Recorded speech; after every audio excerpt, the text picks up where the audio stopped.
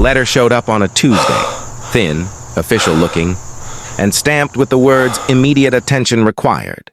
I tore it open while still standing on my porch, coffee in hand. Inside was a notice from the Maple Creek Homeowners Association, signed by none other than Karen Whitfield, the HOA president herself. Violation: unauthorized modification to property facade. Fine, $250 payable within 10 business days. I blinked. Unauthorized modification? The only thing I'd done was repaint my mailbox. The old one had been chipped and rusted, so I gave it a fresh coat of black paint. "Are you kidding me?" I muttered. My neighbor, Carl, who was mowing his lawn across the street, noticed my expression. "What's up, Mike?" he called over. "Karen fined me $250 for painting my mailbox," I said, waving the letter. Carl shut off his mower and laughed. "You're her new target.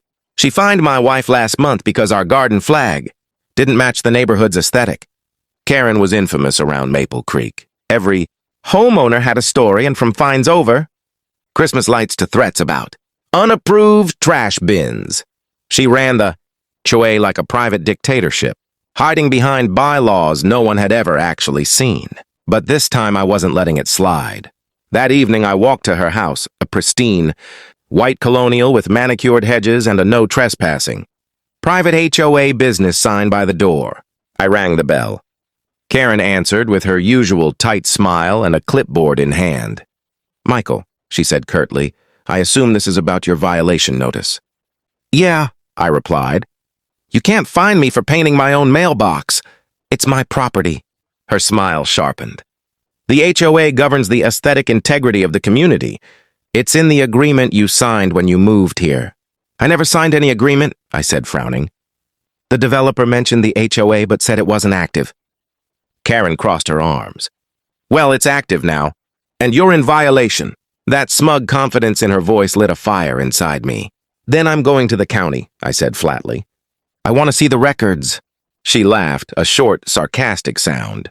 "Good luck with that," she said. "You'll find we're perfectly legitimate." But she was wrong. The next day, I visited the county clerk's office, and that's where I discovered something shocking. There was no record of the Maple Creek HOA ever being legally reinstated after it was dissolved by the developer 5 years ago. Karen wasn't just overstepping her authority. She had no authority at all. When I left the county office, my hands were shaking, half from anger, half from disbelief. According to the clerk, Maple Creek HOA was dissolved in 2018. The paperwork showed no renewal, no registered board, and no official charter with the state. In short, Karen's HOA was a ghost. I drove home replaying every smug word she'd said. Perfectly legitimate. Yeah, right. That night, I called a few neighbors, close. Mrs. Jenkins from down the road, and a couple who'd just moved in last year. We met in my garage, the air thick with curiosity and frustration. Carl brought a folder. "I've been keeping track," he said, flipping it open. Inside were copies of fines, all signed by Karen. She's made over $4 grand off us in 2 years. All paid to a maintenance fund that nobody's ever seen. Mrs. Jenkins slammed her palm on the table. "That woman bullied me for months because my porch light was too bright. I had no idea she wasn't even legit." I nodded. "She's been running a fake HOA, and we're going to stop her." We started digging, public records, neighborhood emails, even old developer documents. Everything pointed to one thing. Karen had created her own fake HOA using the old name, the same letterhead, and her personal P.O. box. I drafted a report and took it to the State Department of Real Estate and Communities. The investigator, a calm woman named Dana, flipped through my documents and said, "You did the right thing. This looks serious. We'll handle it." But Karen wasn't done yet. A week later, I found another envelope taped to my door.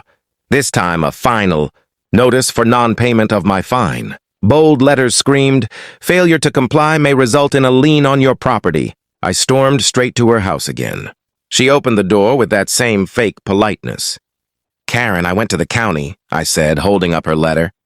"Your HOA doesn't exist. You've been collecting money illegally." Her face tightened, but she didn't back down. "Michael, you're misinformed.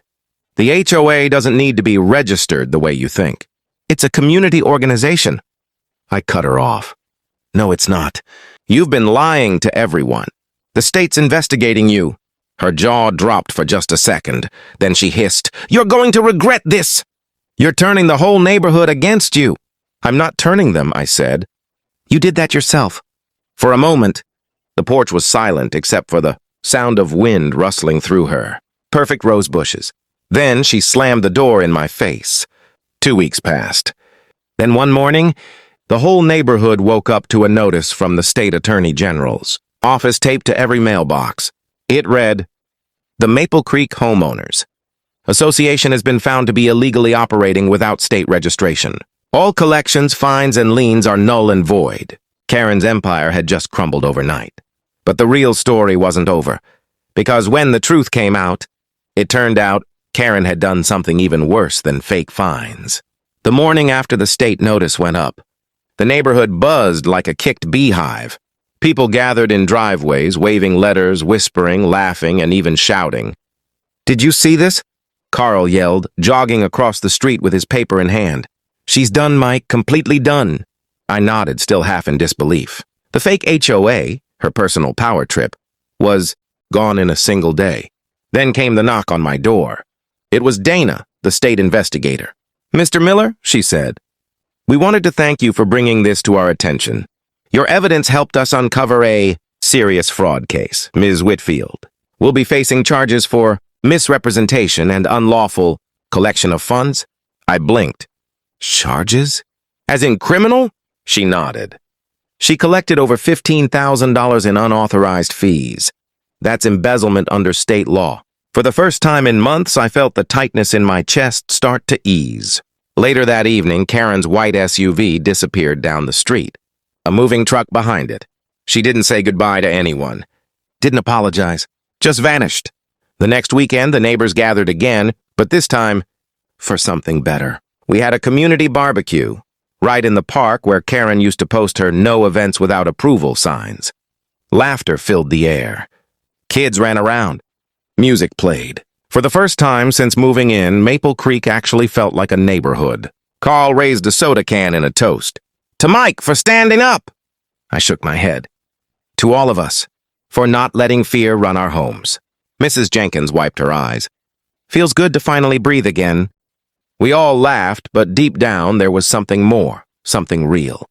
I'd moved to Maple Creek hoping for a quiet life, but what I got was a lesson I'd never forget. Power only works when people let it. And sometimes, the only way to protect your peace is to stand up, even when you're standing alone. As the sun set over the cul-de-sac, I looked at my black-painted mailbox, shining in the fading light. The same mailbox that started it all. Funny thing, I thought, Karen tried to find me for painting it.